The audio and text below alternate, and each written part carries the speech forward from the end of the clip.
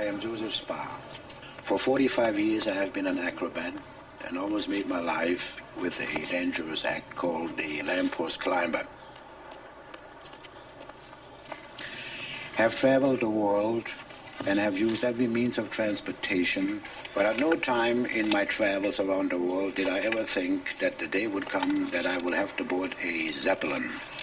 And this happened to me in 1937. How do you do, everyone?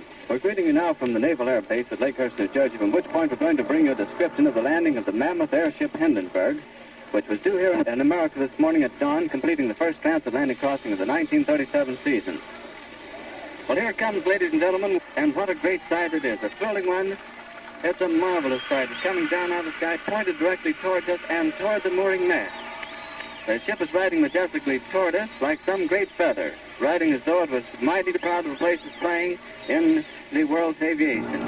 The ship is no doubt bustling with activities we can see. Orders are shouted to the crew. The passengers probably lining the windows looking down at the field ahead of them, getting their glimpse of the mooring mast. There were people below waving up to us, and I thought with what I could see, it was my wife and children, and I put the camera against my eye and tried to take a picture of it. It's practically standing still now. They've dropped rope out of the nose of the ship. It's been taken a hold up down on the field by a number of men. It's starting to rain again. The rain has slacked up a little bit. The back motors of the ship are just holding it. It burst into flames. Wait, out of the way. Get it started. It's crashing, and it's crashing. It's crashing terrible. Oh, my, get out of the way, please. It's bursting into flames, and it's falling on the mooring mast. All the folks between us, this is terrible. This is one of the worst catastrophes in the world. Oh, the humanity and all the passengers screaming around me.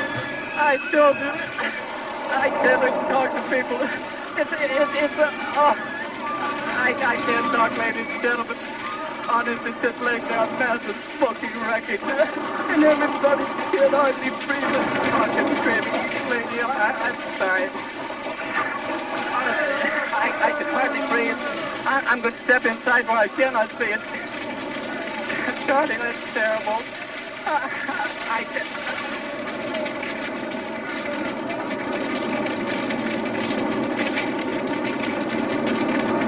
My first thought was out. People began to scream and holler. I took the camera and hit this plastic window, and I started to climb out. My left leg caved in as I hit the ground. I was trying to crawl away, and then I saw this big man. He came running toward me, picked me up, dragged me clear, and ran with me, and then threw me down on the ground. I raced down to the burning ship. I met a man coming out, dazed.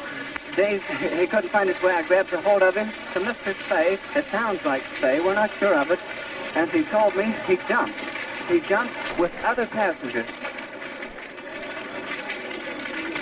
I knew that I was very fortunate, and I said that thanks to God that he spared me for now. The only thing I can do say that, I don't know, it all happened so fast. There isn't much to figure about. I do think that I'm very lucky that I'm sitting home here in my own home again after this experience this afternoon. And as I said before, I'm just happy. And one day I went into a little dry goods store to get a newspaper and some candy, and there were 3 little girls. And as I came in, one said, "Oh, this is Mr. Spah. This is the man." I could hear this, and I had an idea. This will be about the Hindenburg again. So finally one of them said, "Why don't you go over and ask him?" So one of them came over, and she said, "Mr. Spah, are you really the man that fell off the Empire State Building?"